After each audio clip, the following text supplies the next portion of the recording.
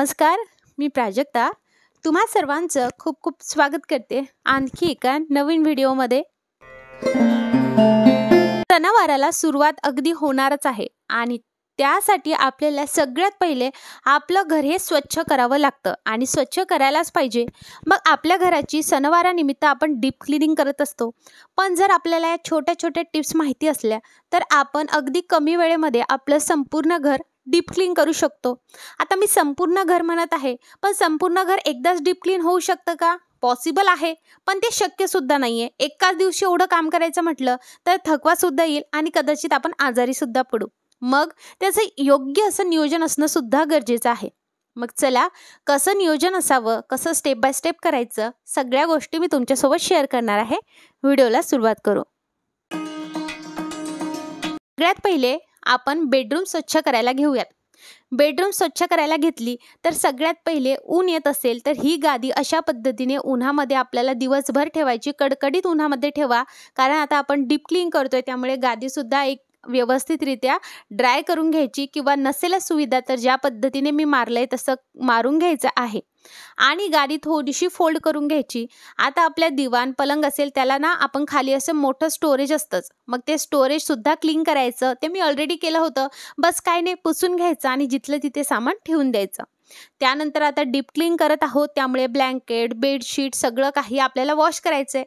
आता एकीकडे आपण आपले सगळी बेडरूम साफ करतोय, दुसरीकडे वॉशिंग मशीनला सुद्धा कामाला लावूयात. म्हणजेच काय, ती सुद्धा कपडे स्वच्छ करून देईल आपल्याला, बरोबर ना? मग चला, आता आपल्याला बेडरूम साफ करायची. त्यासाठी आपल्याला सगळ्यात पहिले आधी बेडरूमचे व्यवस्थितरित्या जाळे काढून घ्यावे लागतील.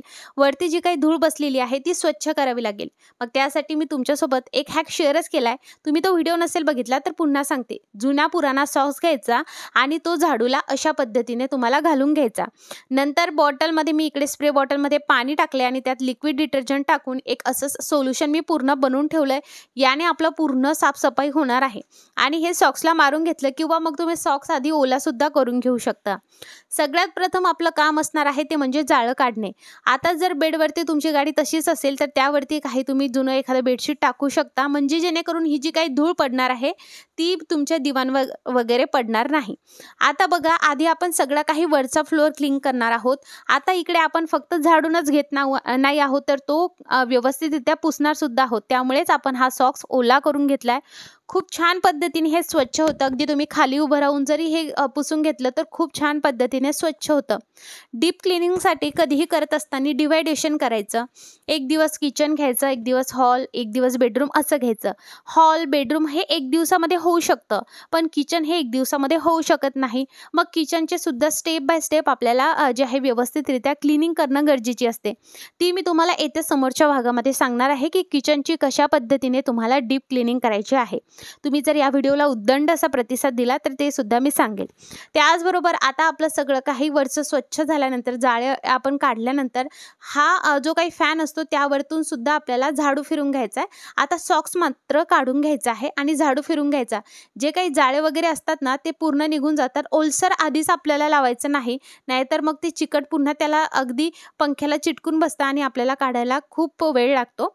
मग अशा वेळेस झाडूनेच आधी स्वच्छ करून घ्यायचं, नंतर ओल्या कपड्याने पुसून घेऊ शकता. खाली बघू शकता किती जाळे निघालेले आहेत.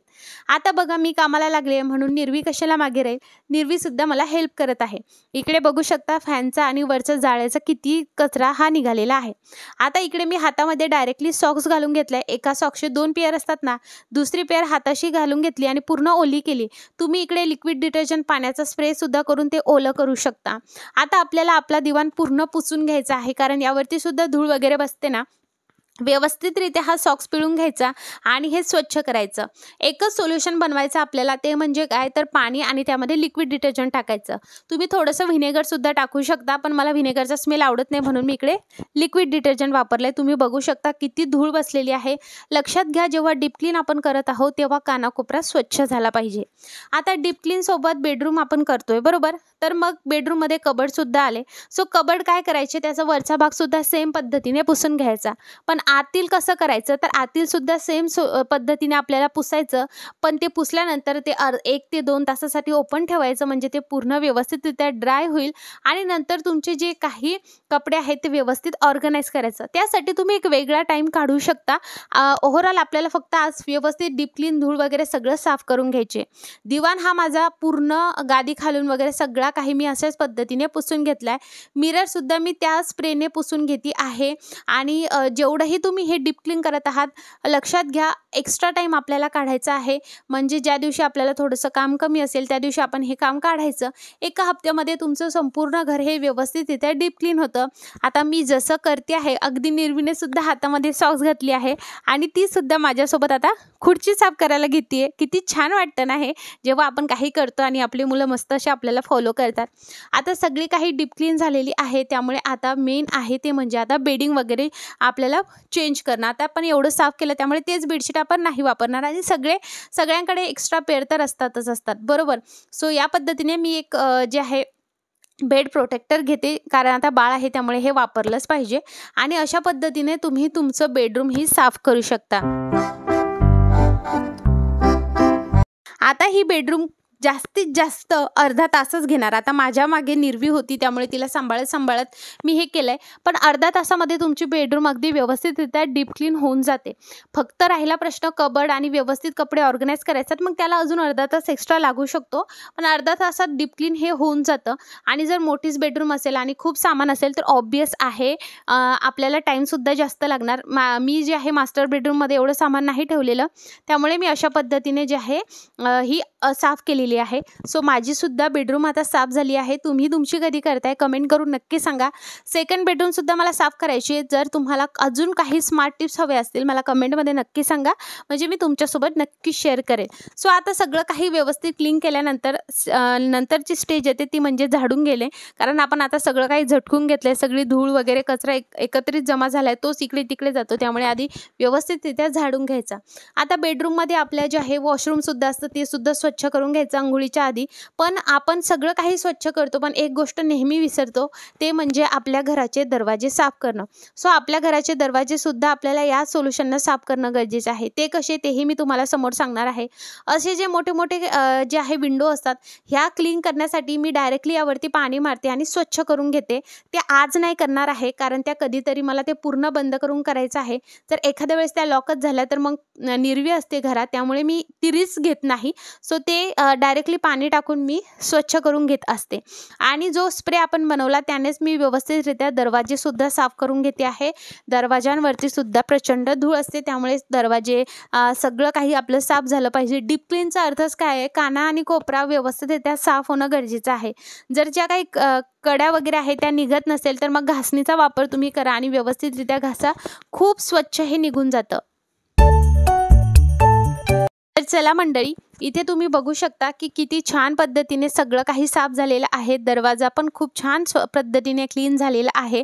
आता मी जे जे स्वच्छ केलं ते तुम्हाला दाखवते आणि तुम्ही सुद्धा अशा पद्धतीने छोट्या छोट्या टिप्स वापरा. एक्स्ट्रा आपल्याला काहीच करायचं नाही आहे, फक्त एक सोल्युशन स्प्रे बॉटलमध्ये भरून त्याने साफ करायचं आहे. आणि एक छोट्या छोट्या गोष्टी आपण केल्या, डीप क्लीन झालं आणि नेहमी डस्टिंग करत राहिलं तर डीप क्लीनचीही जास्त गरज पडत नाही.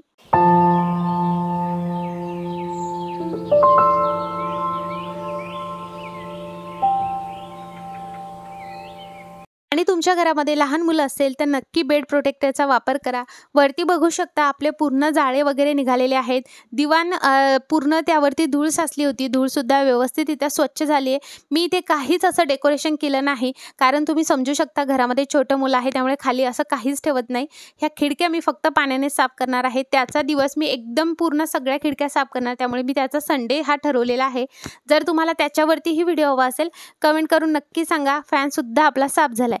चला, मास्टर बेडरूम आपली साफ झाली आहे. आता आपला मोर्चा नेऊयात आपण हॉलकडे. हॉलमध्ये सोफा आणि मेन म्हणजे टी व्ही आपल्याला ओल्या फडक्याने वगैरे पुसायचे नाही, कोरड्या कपड्याने एकदम सुती कपड्याने पुसून घ्यायचे, त्यामुळे त्यातमध्ये दाखवत नाही. आता सोफा कसा डीप क्लीन करायचा ते बघूया. तर तुम्हाला इकडे घ्यायचं आहे गरम पाणी, एकदम अति गरम नको, कोमट, जेवढं तुमचा हात सहन करू शकेल तेवढं. लिक्विड डिटर्जंट तुम्ही यामध्ये टाकायचं आहे, थोडासा बेकिंग सोडासुद्धा टाका. आता तुम्हाला मी बिफोर कंडिशन इकडे दाखवते आहे. बऱ्याचदा सोफासुद्धा खूप घाण होतो आणि आता तर लहान मुलं आहे त्यामुळे कधी ते सू वगैरे सुद्धा करतात. सो अशा वेळेस तुम्हाला सोफा कशा पद्धतीने डीप क्लीन करायचा, तर हे सोल्युशन नक्की बनवून बघा. खूप छान डीप क्लीन होईल. पण सोफा डीप क्लीन करत असताना ही गोष्ट नक्की लक्षात घ्या, त्या दिवशी असं ऊन पडलेलं हवं पावसाळ्यात करू नका, कारण त्याला सुकायला सुद्धा टाईम लागेल. आता तुम्ही बघू शकता बिफोर कंडिशन काय आहे, कशा पद्धतीने हे झालेलं आहे. सो आता यावरती मी पूर्ण बेकिंग सोडा टाकून घेते. तुम्ही डायरेक्टली सोल्युशनमध्ये सुद्धा बेकिंग सोडा टाकू शकता आणि थोडंसं मीठ सुद्धा टाकू शकता. मी असं टाकत आहे. त्यानंतर आपल्याकडे एकदम सॉफ्ट असं स्क्रबर असतं. यामध्ये आपल्याला काय करायचं आहे, ते सॉफ्ट स्क्रबरचाच वापर करायचा आहे आणि अशा पद्धतीने हे घासायचं. तुम्ही म्हणाल की नाही हे खूप ओलं होईल किंवा निघणार नाही, तर व्यवस्थितरित्या निघतं. बिलकुल घाबरायचं नाही. अशा पद्धतीने साफ करायचं. त्यानंतर काय करायचं, पुन्हा गरम पाणी घ्यायचं, सुती कपडा घ्यायचा, चांगला पिळून आणि नंतर एकदा सोफा हा व्यवस्थितरित्या आपल्याला पुसून घ्यायचा. असं केल्याने सोफा खूप छान असा क्लीन निघतो. लाकडी सोफा असेल तर त्याला सुद्धा तुम्ही सेम पद्धतीने करू शकता आणि असं असेल तरी करा. डीप क्लीन सोफा अशा पद्धतीने नक्की करा तुम्ही. त्याचबरोबर सोफा अजून कशा पद्धतीने डीप क्लीन केला पाहिजे यावरती आपण ऑलरेडी व्हिडिओ बघितलेला आहे. तुम्ही तो सुद्धा ती ट्रिकसुद्धा वापरू शकता. आणि जेव्हा सोफा आपण असा डीप क्लीन करतो तेव्हा तो दिवसभर सुकण्यासाठी ठेवावा, कारण आता किती नाही म्हटलं तरी आपण याला पाणी लावतोय. सो त्याला सुकण्यासाठी फॅन सुरू ठेवावा आणि जर उन्हाची व्यवस्था तर तुम्ही डायरेक्ट उन्हामध्ये सुद्धा हा सोफा ठेवू शकता. अशा पद्धतीने घरच्या घरी डीप क्लीन होते. आपले बेडरूम झाली आहे, हॉलसुद्धा स्वच्छ झालेला आहे. सो तुम्हाला ही सणावारासाठीची क्लिनिंग कशी वाटली कमेंट करून नक्की सांगा. व्हिडिओ आवडला असेल लाईक आणि सबस्क्राईब करा. चला भेटूयात, बाय.